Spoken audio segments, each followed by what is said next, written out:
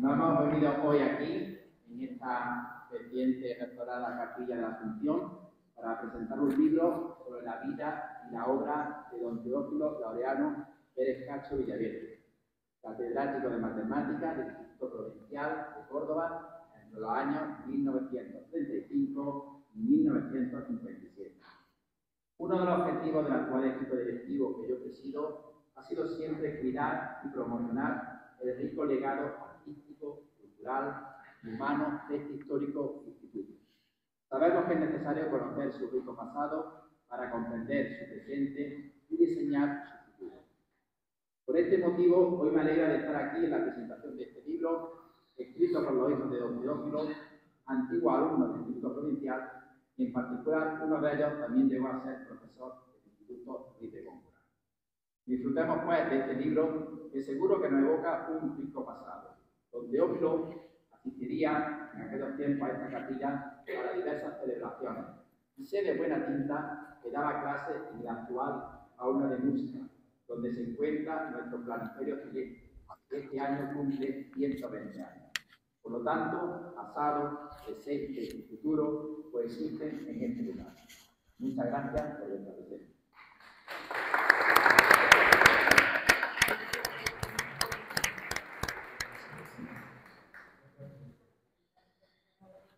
Don Laureano, doña María del Pilar, don Santiago Pérez Cacho García, don José Cosano Moyano, don Fernando Merlo, amigos y amigas, muy buenas tardes. Hay vidas que, como los números primos, parecen únicas e irrepetibles, indivisibles por el tiempo, inquebrantables ante el olvido.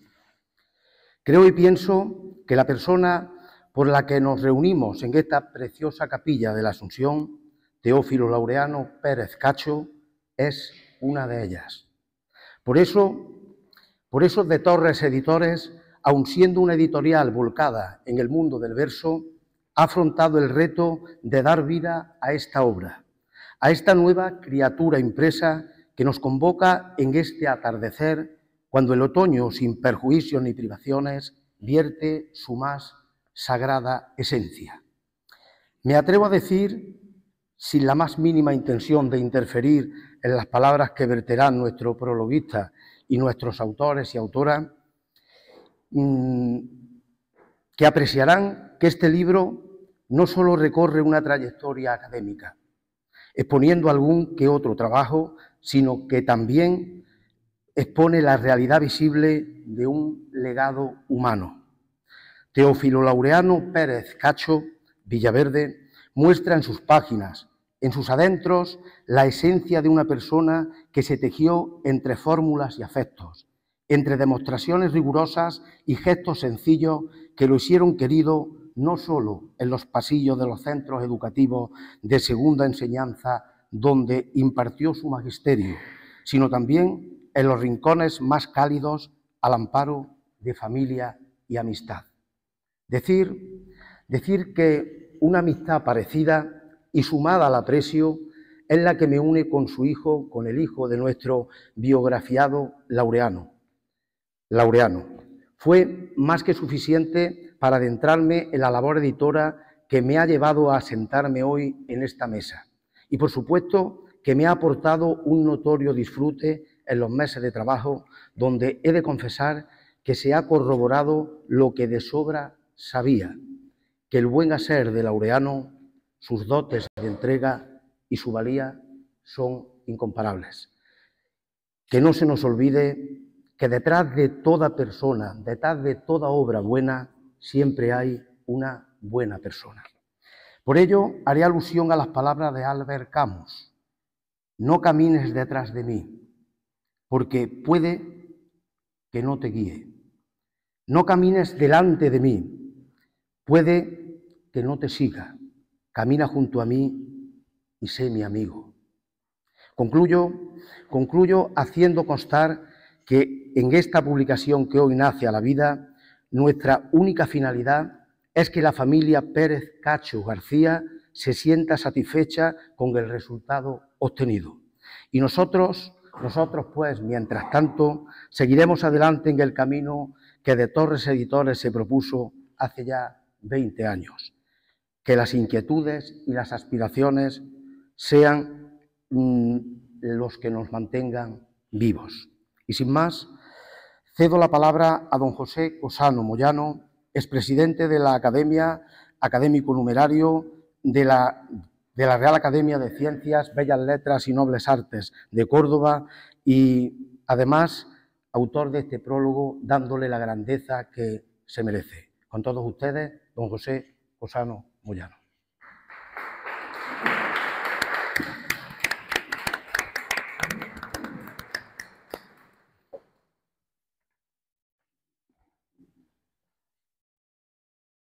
Decía Rey Pastor, uno de los mejores matemáticos, que me hace referencia a don Laureano Pérez Cacho Villaverde, a don Teófilo, que es como era conocido. Y dice, cada intento fallido de demostración suele conducir a una propiedad equivalente al inaccesible teorema, y a veces son interesantes tales equivalencias, entre las que merecen citarse la de Pérez Cacho. Se refiere, lógicamente, no a ninguno de sus hijos, sino a más allá, cuando estaba en Buenos Aires, Rey Pastor, que es el último teorema de Fermat en la matemática superior, Buenos Aires, en 1951. Tomo la cita del Boletín de la Sociedad Matemática Paraguaya, número 11, en 1965. Acometer una vez más el estudio de las figuras más paradigmáticas, una de las figuras más paradigmáticas de la enseñanza media cordobesa, como fuera don Teófilo Laureano Pérez Cacho Villaverde, ha entrañado para mí un compromiso al tiempo que una satisfacción y un deber de justicia. Lo primero, porque suelo cumplir mis promesas y cumplo la que hice años atrás a su hijo Laureano, mi entrañable compañero de instituto y de andanzas matutinas. Lo segundo, porque cierto es que ambos hemos disfrutado intensamente, casi de día a día, de la evolución que inicié hace años y que se publicó en el libro del Bicentenario de la Real Academia de Córdoba, y concluye con la publicación de este libro en el que aparecen los trabajos de investigación matemáticas llevados a cabo por Pérez Cacho, y la selección la ha hecho uno de sus hijos, que es don Santiago. Lo segundo, porque cierto es que ambos hemos disfrutado intensamente, casi día a día, de la evolución que inicié hace años y que se publicó en el libro del Bicentenario de la Real Academia, y que concluye con la publicación de este libro en el que aparecen los trabajos de investigación matemática llevados a cabo por Pérez Cacho.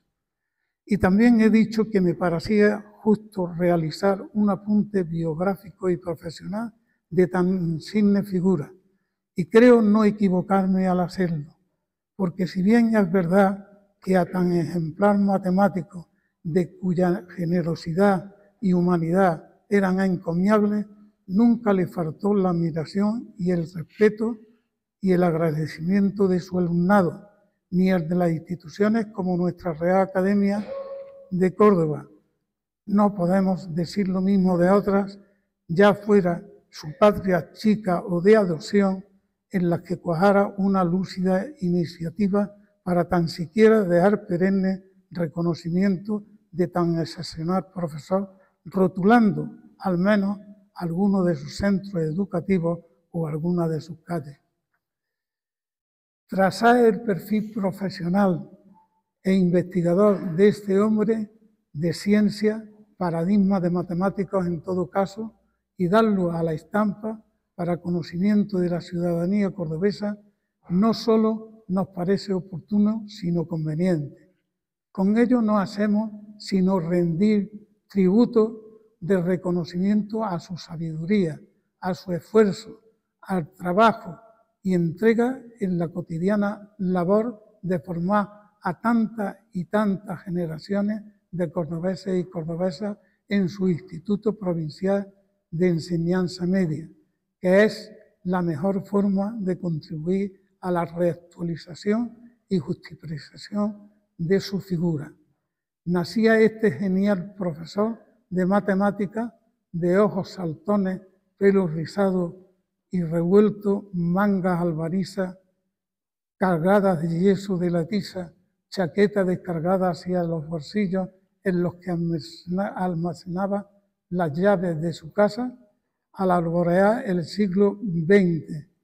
Nació efectivamente con el siglo, en el 6 de febrero de 1900. Con un total, en este caso, contaba esta población en 1900 en Villarrubia de los Ojos, que nació allí al alborear el siglo XX en Villarrubia de los Ojos, en Ciudad Real, y lo hacía en el seno de una familia de labradores. Contaba esta población en 1900 con un total de 5.337 habitantes, de los que un 27% eran alfabetos, 889 hombres y 549 mujeres, y el 73% de analfabetos. La preocupación materna de doña Brígida, de ostensible residumbre de carácter, la incondicional entrega de su maestro, de arraigada vocación, y la inteligencia que desde pequeño demostró el joven Teófilo Laureano fueron mimbres excepcionales para que el futuro matemático ahormara una primera enseñanza de base sólida en conocimiento y valores. Concluida esta primera etapa, inicia por libre los estudios de bachillerato en el Instituto General y Técnico de San Isidro de Madrid. En este prestigiosísimo centro haría los 6 cursos de bachillerato, según estipulaba el Plan Bullagal. Una vez finalizados los estudios de segunda enseñanza, cuya calificación fue la de aprobada, le sería expedido el título por el rectorado de la Universidad de Madrid el 5 de agosto de 1915. Un trienio más tarde nos encontramos matriculados, desconocemos a qué obedece la tendencia del nuevo bachiller en iniciar la universitaria en la Facultad de Ciencias, sección de Exactas de la Universidad del Central.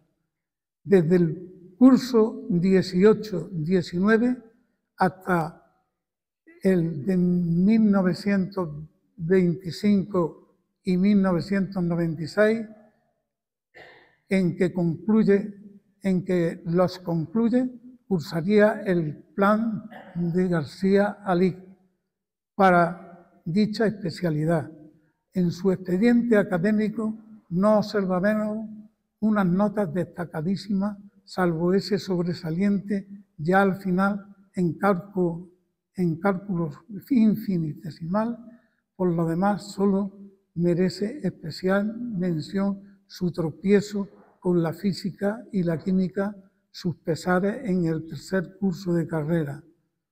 4 años más tarde realizaba los exámenes correspondientes para obtener el grado de licenciado. Entre tanto, don Laureano se enfrentó al teorema de eso y a la teoría de los números, con lo cual digo, para justificar los 4 años estos, su tropiezo con la física y química, y fueron sus pesares en el tercer curso de carrera. 4 años más tarde realizaba los exámenes correspondientes para obtener el grado de licenciado en Ciencias, sección de Exactas, si bien desde el mes de junio ya estaba vinculado a su facultad como profesor auxiliar temporal de Geometría y Métrica, y trigonometría, y como profesor de matemáticas para el alumnado del primer curso de química, impartiendo docencia también en el curso de las ciencias naturales. Un giro copernicano va a experimentar su situación universitaria en 1933. En este año gana por oposición con el número 1 por el turno de auxiliares la cátedra de matemáticas del Instituto de Segunda Enseñanza de Lugo. No obstante, difiere la incorporación hasta su nuevo destino, solicitando la oportuna compatibilidad del Ministerio con aquiescencia de la subfacultad para finalizar las clases en la universidad hasta concluir el curso académico. Si bien su concesión no impidió que el ya catedrático tomara posesión de su plaza, lo que tuvo lugar en el Instituto Cervantes de Madrid el día 1 de marzo de 1933. Definitivamente, el joven matemático, con la misma edad de Cristo, optaba por el ejercicio de la docencia en su tramo medio y se alejaba de la universitaria, pero no de lo más consustancial en ella, la investigación. Quiero también decir que fue un buen católico y un excepcional profesor de este centro, porque de Lugo pasó directamente al Instituto de Córdoba. Por lo tanto, he dicho.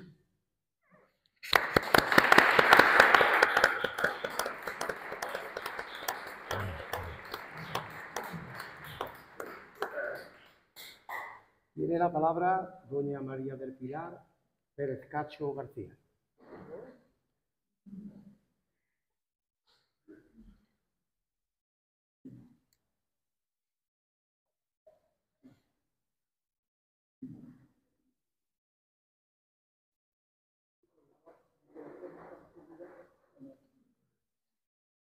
Buenas tardes a todos. Lo primero que tengo que daros las gracias por haber venido a este, digamos, homenaje que se da a padre a través del libro de la política de mi hermano, el Teología, que fue el que creo que se lo ocurrió en el libro. Cuando me dijo que la respuesta que me dijo pero, como voy a decir algo que me da del libro, que yo lo primero que pensé fue un verso de Lope de Vega. Un soneto de mando perdido y mi vida me dicho para tuyo. ¿De dónde le venía esa crítica? Porque yo digo, bueno, pero mire como psicóloga que yo le diga la personalidad de papá, que diga que pienso cómo era él, aunque fue un poco años relativamente lo que yo tuve que hacer a mitad grado, y entonces voy a tratar de ser, voy a poder ser objetiva, o va a aparecer muchos aspectos subjetivos en lo que yo quisiera de él. Entonces, inmediatamente acudieron a mi mente sentimientos, emociones, recuerdos, anécdotas, y difícil podía escribir. Podía escribir muchas cosas porque la evaluación que hice de aquella época y la todas las perspectivas de mi edad puede ser magnífica, puedo sacar muchas conclusiones.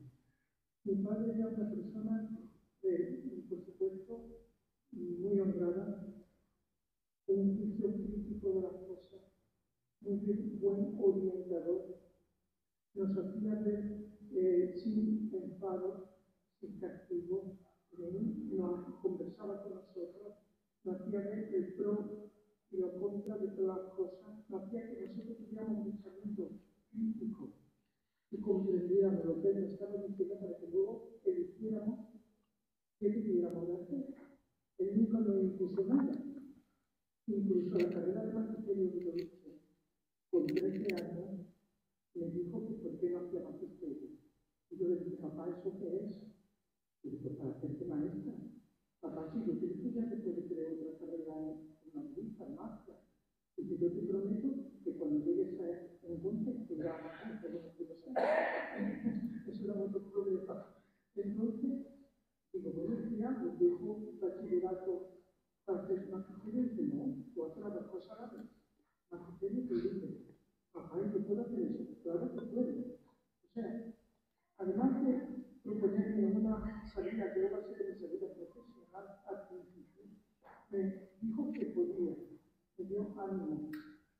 Y entonces una perspectiva mía que yo, lógicamente, pues no tenía de mí misma. Entonces, le dije, matricúlame.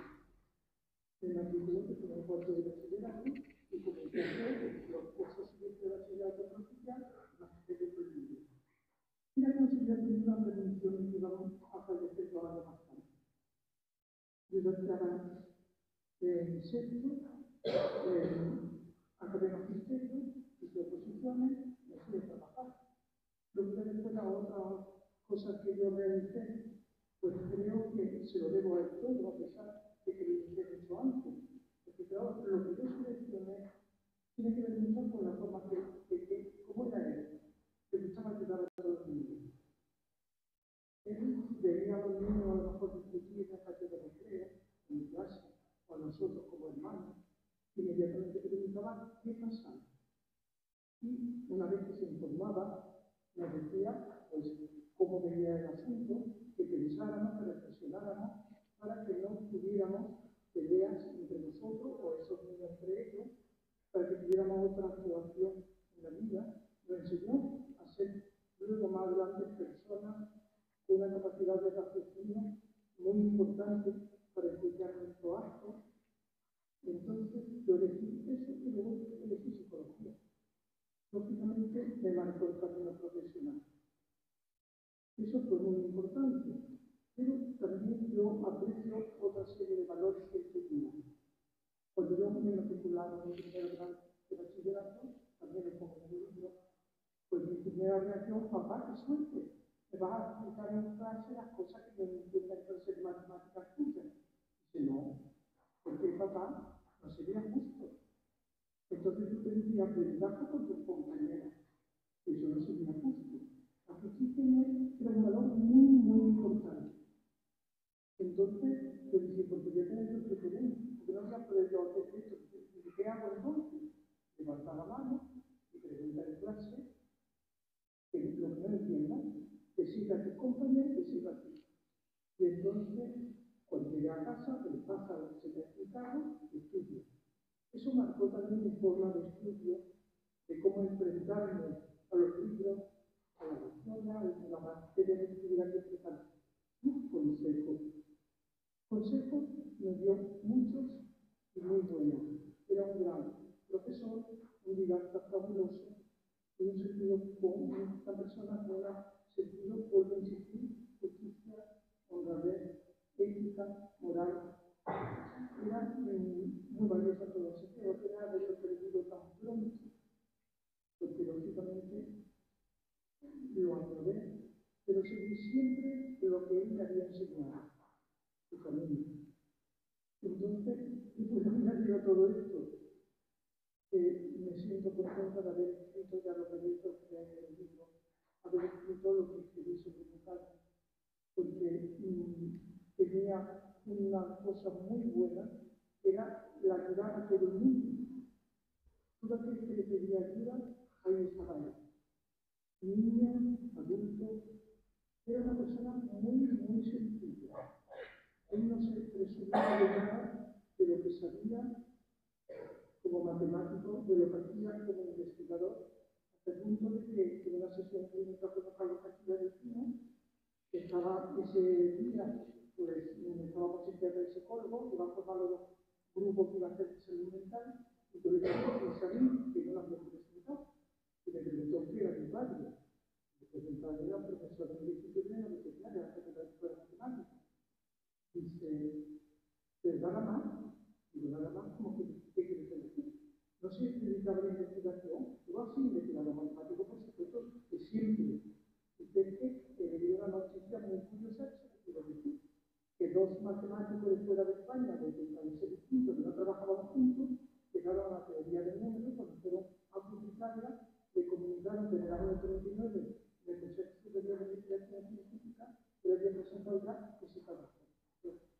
Claro, digamos que el investigador como él era, con Carlos Castilla, pues se informó de eso y me preguntó, porque yo pues,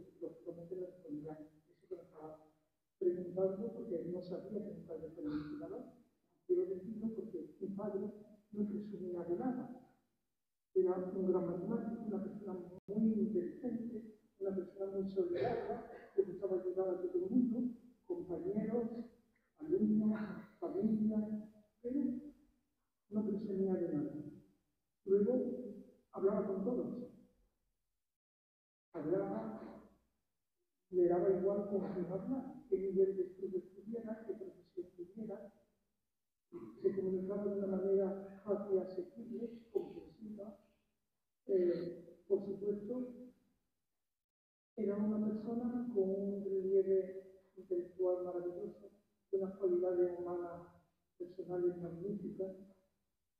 Y luego, cuando he leído artículos que he estado leyendo en el libro, el antiguo alumno de mi padre, pues claro, me di cuenta de que había sido objetiva, porque todos pusieron de relieve todas estas cosas que yo estoy diciendo ahora. O sea, que no había tenido mucha subjetividad al tratar de evaluar el detalle, sino que prácticamente lo había visto como hechos, había visto como profesora de padre, y como lo había visto yo como hija a él. Bueno, entonces, ¿qué más decido? Estoy contenta de verlo todo y os doy las gracias.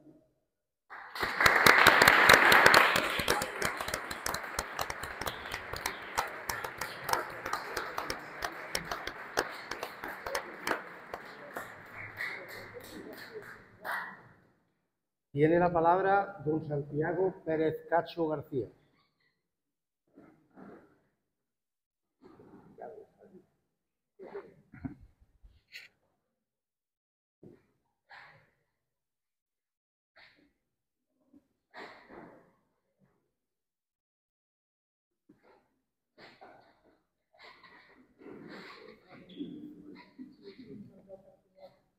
Buenas tardes, gracias por la asistencia.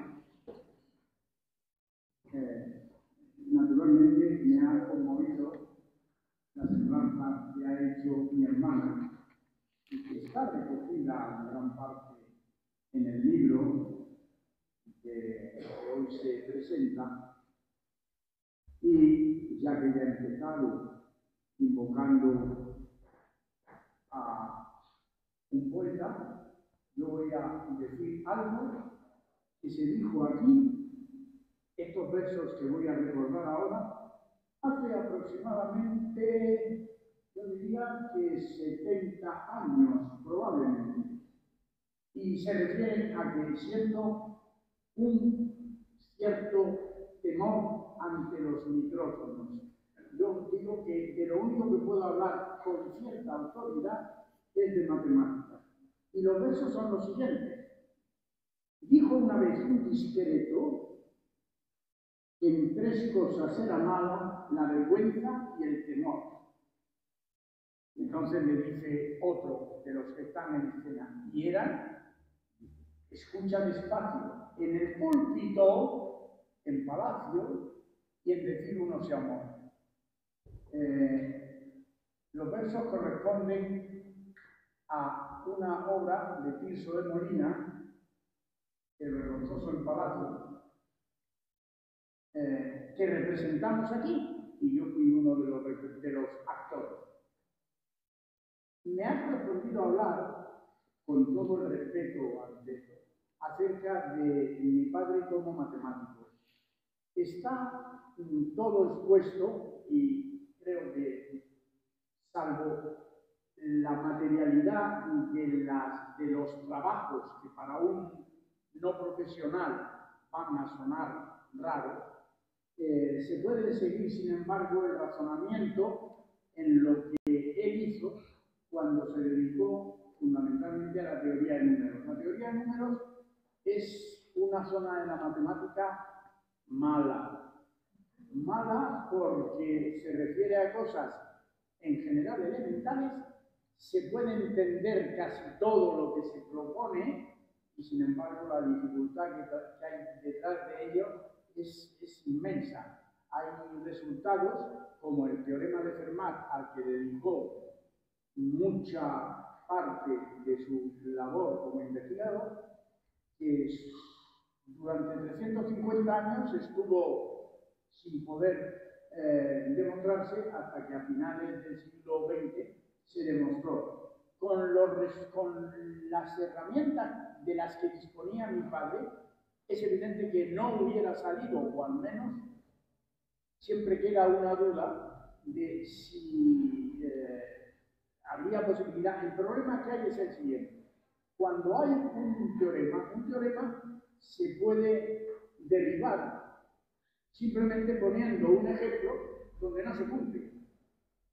Pero si uno empieza a buscar y encuentra que siempre se cumple en lo que podemos alcanzar, sobre todo en este caso que estamos hablando de la infinidad de números, no podemos asegurar que es cierto simplemente por seguir con más y más. Hay un resultado interesante que se recoge en el libro, en el que mi padre demuestra que de existir una solución, uno de los valores que aparecen de las incógnitas tendría que tener más de 14.000 cifras. Si pensamos elevar un número entero de 14.000 cifras a un exponente mayor que 100, es evidente que ni siquiera con los ordenadores actuales podemos. Entonces, el teorema de Fermat ocupó gran parte de su tiempo. Pero quiero decir que no solo fue el teorema de Fermat la obra a la que me dedicó más, lo que más me emocionó a mí fue el hecho de que atacó otra cosa en la que fue pionero. Hay un resultado, una introducción de un concepto nuevo que es suyo, original, del año 39, ese que se llama función suma de indicadores sucesivos, en el que los investigadores que han llegado después se han encontrado muchas veces con que los referees les decían, no, eso ya lo demostró alguien en el año 39, refiéranse, vayan a la revista. Ese fue un resultado importante, que revela una cosa que muchas veces no se tiene en cuenta.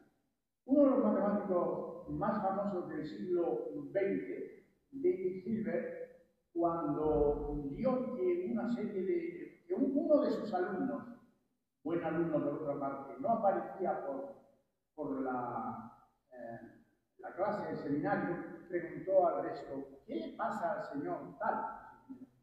Y dijo uno de ellos, nos ha abandonado, se ha dedicado, no sé si a leyes, y dijo, era normal, no tenía imaginación para matemáticas. En la matemática hace falta imaginación, aunque parezca que no. Entonces, en ese sentido, este descubrimiento a mí me llenó de gozo porque lo descubrí relativamente tarde, alrededor de hace como probablemente 15 años, cuando encontré la referencia en una revista de este resultado.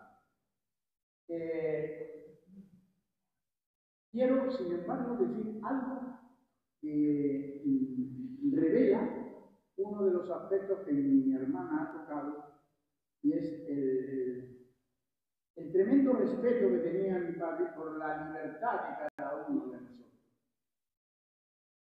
Y voy a referirme en algo que intuyo que para él debió de ser, no diré que una desilusión, porque al morir y es lo siguiente. Está escrito que en el año 56 yo estaba estudiando, empezaba la licenciatura de matemáticas en Madrid.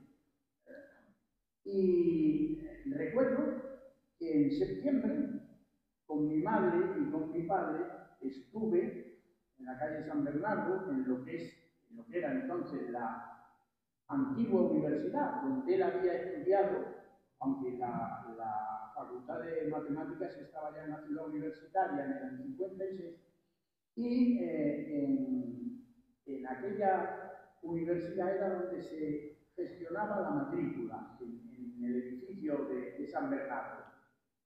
Yo había siempre tenido mucha tendencia a que me gustaba la física y estaba dudando. Entonces, mi padre me dijo, lo recuerdo, allí en una cafetería, ¿dónde te matriculo? ¿En matemáticas o en física?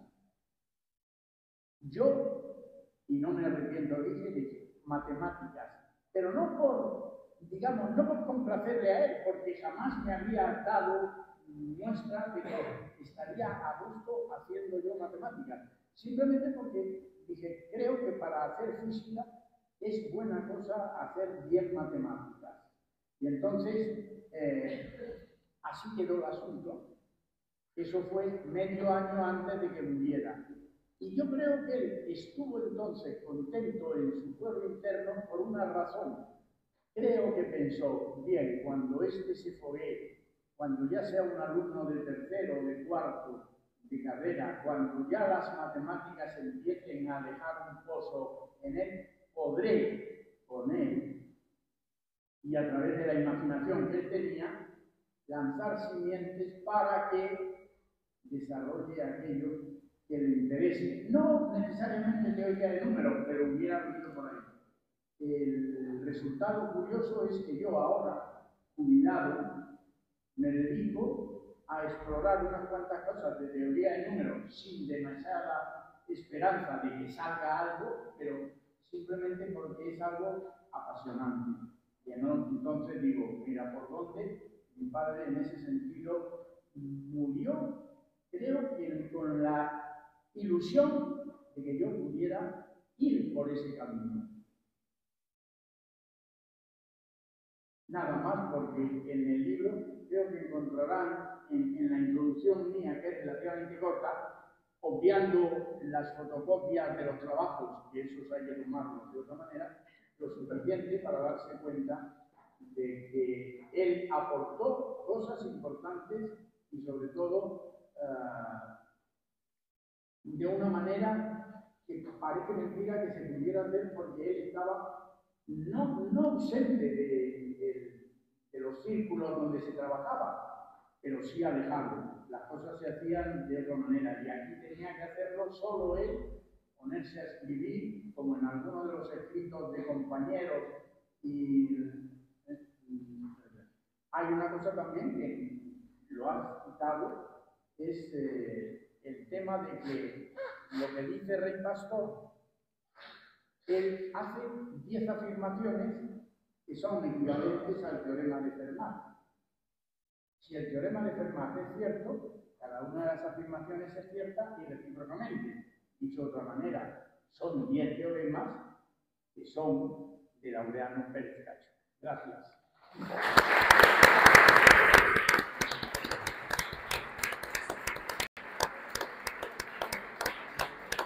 Ay. Tiene la palabra don Laureano Pérez Cacho García. Buenas tardes. En primer lugar, me siento muy orgulloso. Es para mí un gran honor estar en esta capilla del instituto en la que creo que entré por primera vez hace 72 años, siendo alumno de la preparatoria. Y además me siento también muy orgulloso de todos mis amigos y compañeros que se encuentran aquí.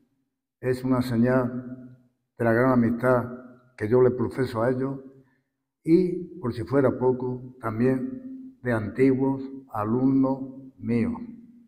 Como yo digo, los alumnos son lo que de verdad agranda la figura del profesor. Es nuestro, digamos, lo que yo llamo el salario del profesor, la amistad que profesan antiguos alumnos.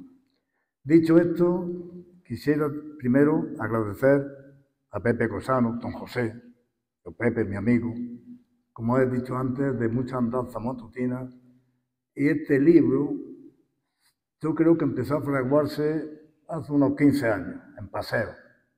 No solamente de mi padre, hablamos también de Intentada de don Saturnino, de don Lorenzo Miranda, o también de doña Luisa Cabaná, es decir, de profesores nuestros que marcaron nuestra vida en este centro. Y además, él inició la biografía de nuestro padre en 2 trabajos, en el libro del Bicentenario, de 2013, y,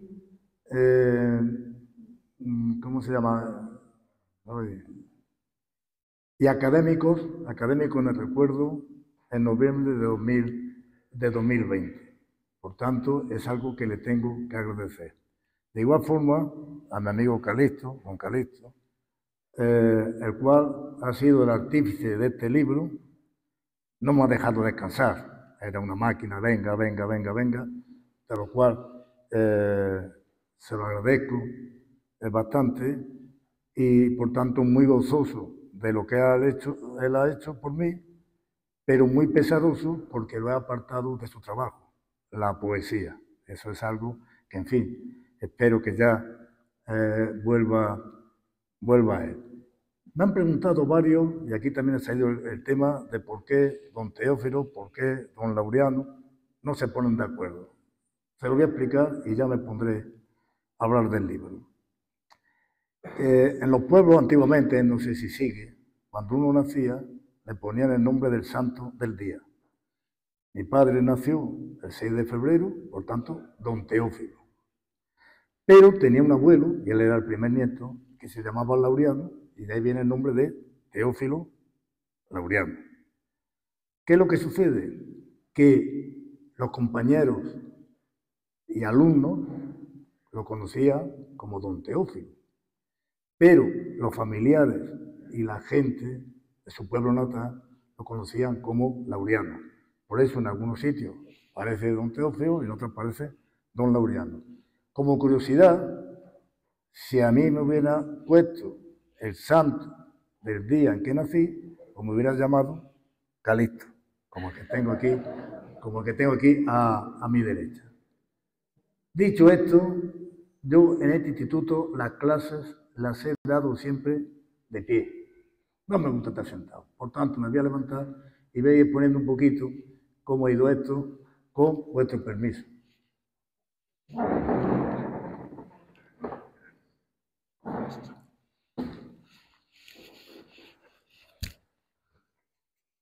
Bueno, ahí tenemos la universidad. Ahí tenemos la Universidad Central de Madrid en el año 1920, que es cuando mi padre estudiaba. Cuando estudiaba y empezó a dar clases. Estaba en la calle de San Bernardo, que todos en Madrid la conocían como la calle ancha.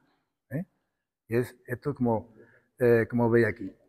Aquí hay una cosa curiosa que nos pasa, y aquí hay mucho investigador, yo no me considero investigador, pero cuando uno empieza a explorar, dar marcha atrás, pues dice, Dios mío, si estuviera mi padre, si estuviera mi madre, me podría decir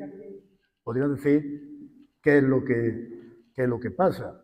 Digo esto porque mi padre se matriculó aquí en el año 18, pero acabó el bachillerato en el año 15.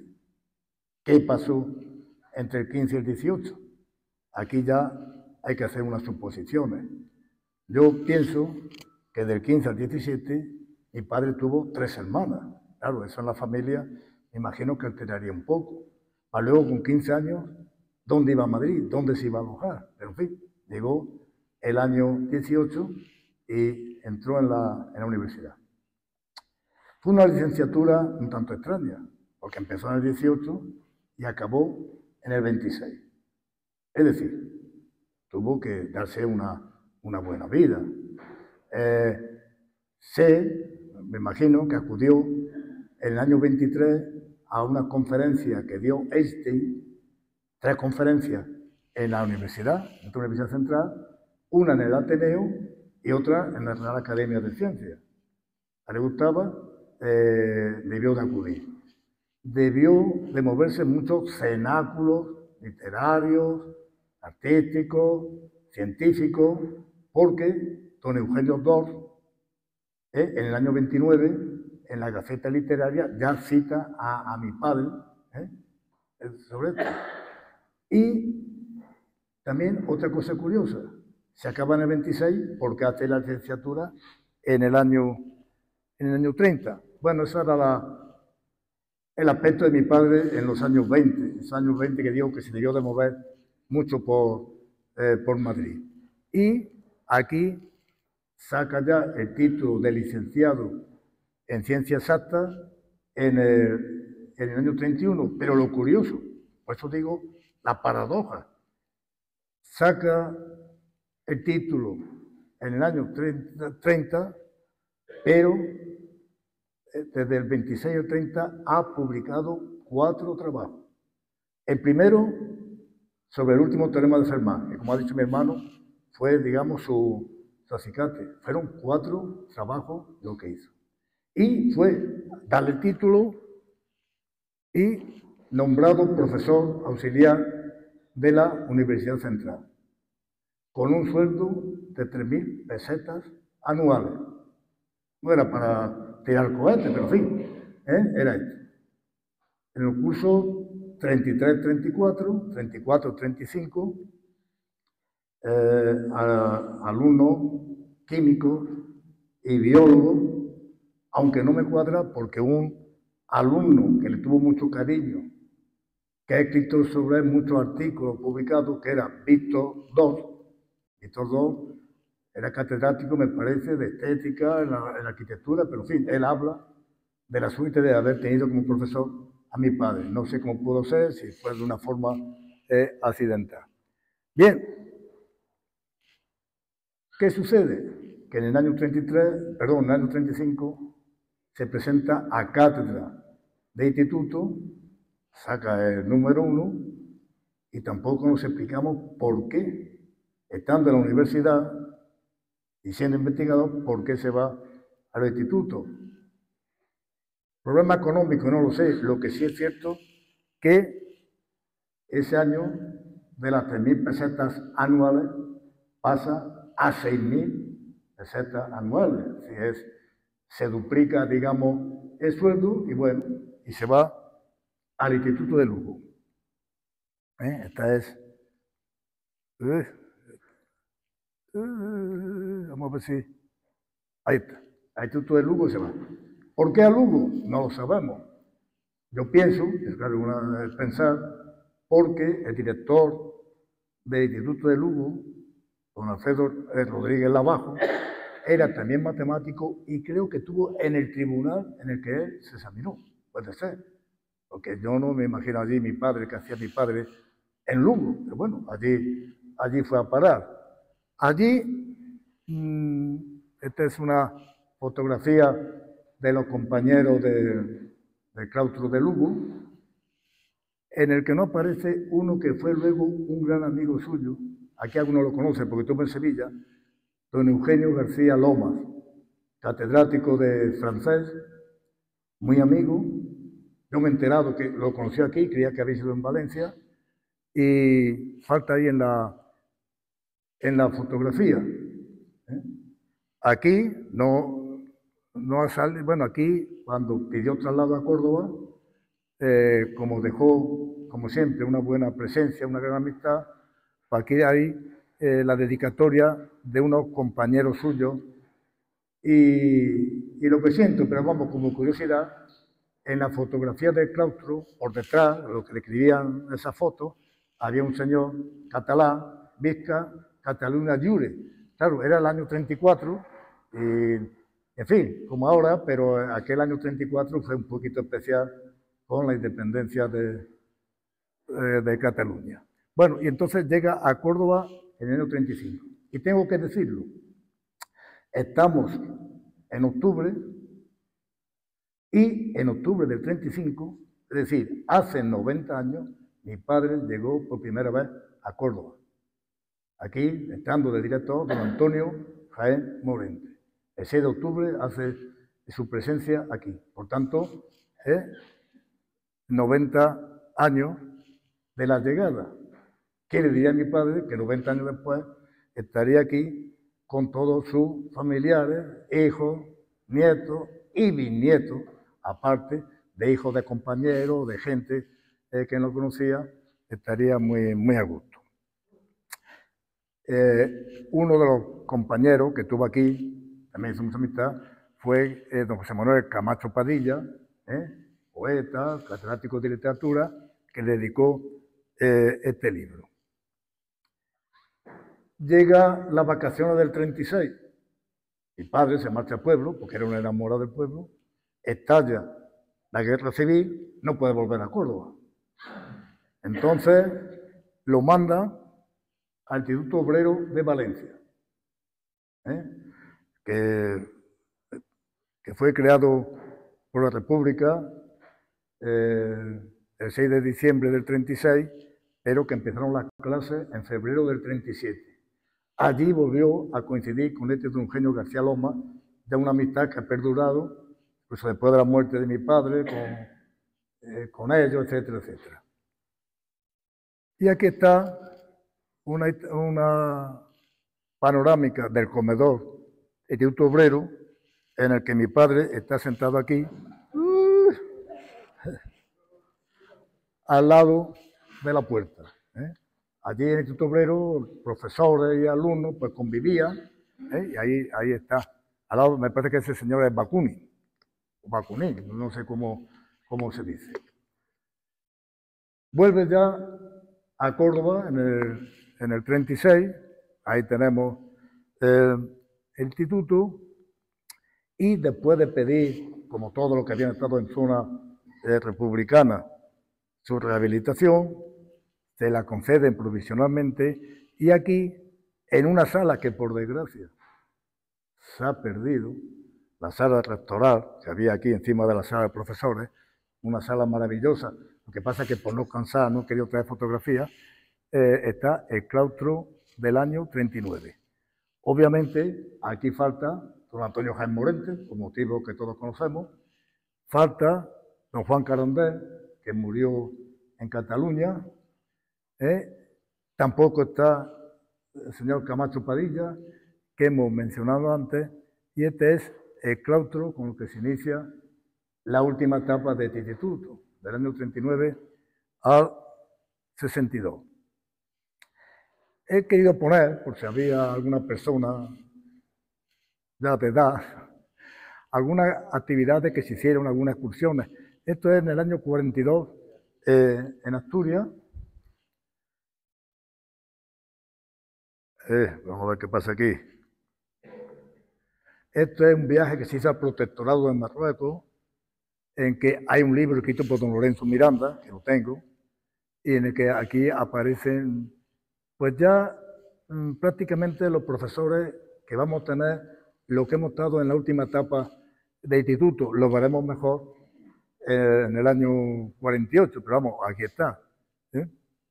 Los profesores y alumnos de la promoción del 29 al 39. Esto en el año 48, en el Museo del Prado. En el año 55, en Valladolid, por ahí está mi hermano. Esta es la fotografía que digo, no sé por qué ha salido aquí un poco desfigurada, de la jubilación de don José Pérez Guerrero. Estos son los profesores que hemos tenido nosotros. Aquí podemos contar, está doña Luisa, doña Ana Revuelta, don Fernanda Aguilar, don Rafael Gávez Azote, don Perfecto, don Salvador. Allí están, bueno, pues prácticamente Andrés Bojollo, todos los que hemos tenido aquí desde el año 40 hasta el 60. Esta foto la he querido poner, no porque parece ser que es mi padre como director accidental, provisional, por la marcha de don Perfecto, hasta que don Juan Gómez Crespo se hizo cargo de la dirección, sino porque están en un patio que nos pertenecía del Colegio de la Asunción y que ahora la universidad se lo ha quedado. Este es un patio de rectorado. Don Lorenzo y tu madre, Pedro. Dejamos el instituto, porque Córdoba, el Instituto de Córdoba fue donde ya la foto anterior fue en el 55, la mujer en el 57, pero también da clase en la veterinaria. Cuando llega aquí en el año 39, pide poder dar clase en la veterinaria, que entonces no era facultad, era escuela universitaria. Dicen que sí, como profesor, gratuito. y se está como profesor gratuito, yo creo, hasta el año 52, dando clases, y en el año 52 ya le dan una gratificación de 5.000 pesetas al año, que en el año 54 llega a 8.400. Es decir, desde el 39 hasta el 57 que falleció, pues fue profesor. Y he puesto esto, novedad científica, porque el último decano de veterinaria que le hizo certificado como profesor fue don Diego Jordano Barea, que fue alumno suyo.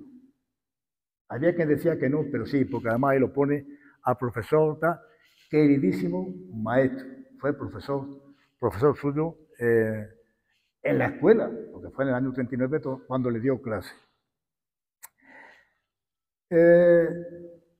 Como he dicho antes, no sé si lo he dicho, mi padre es muy polifacético, fue docente, académico, investigador, y lo más importante, lo que dijo mi hermana, sobre todas estas facetas, predominaba su buena fe. Y aquí está la academia. La Real Academia, esto en el año 40, es para que ingrese en la Real Academia. Tengo que decir que la Real Academia, aunque gracias a don José Cruzano, ha sido la institución que más valor le ha dado con su biografía, con su conocimiento, etc. Él fue numerario electo en el año 47 y murió, bueno, en el 56 dejó de ser numerario electo porque no había leído el discurso que tenían que dar los académicos. Pero cosa curiosa, y eso lo descubrí hace 2 o 3 días. En una carta de don José Barinaga, catedrático de matemáticas de la universidad, muy amigo suyo, decía: me alegro de leer el primer envío que me han mandado del Quijote y los números. Ese era el trabajo que estaba haciendo mi padre. Ese trabajo, por desgracia, se ha perdido. Y además decía Barinaga, acuérdate de poner la paradoja tata, hablando del Quijote, y de que mi padre le había enviado ese trabajo. Ese trabajo se ha perdido y, por tanto, eso es lo que siento. Bien, aquí ya es escena del instituto. A lo que hemos sido alumnos suyos, alumnos suyos, digo, del instituto. Aquí las clases para los alumnos oficiales acababan pronto. Llegaba la feria, 1 de junio, y se acababan las clases. ¿Por qué? Porque había que examinar a los libres. Eran los libres de toda la provincia. Entonces, puesto aquí, como curiosidad, un examen de libre, donde está doña Luisa, mi padre y don José Hidalgo. Antes de estos exámenes de libre, había una despedida en el patio del instituto. Ver aquí las alumnas en baile. Esta otra. Mi padre en las dos está ahí a la derecha. Y, como digo, en el año 57, el 21 de marzo, fallece. Y he querido solamente poner el fallecimiento que escribió don José María Rey Díaz en la revista Almedina que tenía el instituto. Hubo una ecológica en el diario Lanza, en el diario Progreso, en el diario Córdoba, muchas. Ahí en el libro aparece bastante escrito sobre el fallecimiento, pero yo he querido poner solamente ese, entre otras cosas, para no cansaros. Y, por último, también como homenaje al instituto y acordándome de un buen amigo mío, don José Toribio, don Manuel Toribio, que está ahí, fue el que se organizó una exposición sobre mi padre aquí en el Instituto Córdoba, el Instituto de Góngora, en el año 2019. Y ya no le canso más. Muchísimas gracias por vuestra asistencia y un abrazo de todo corazón. Gracias.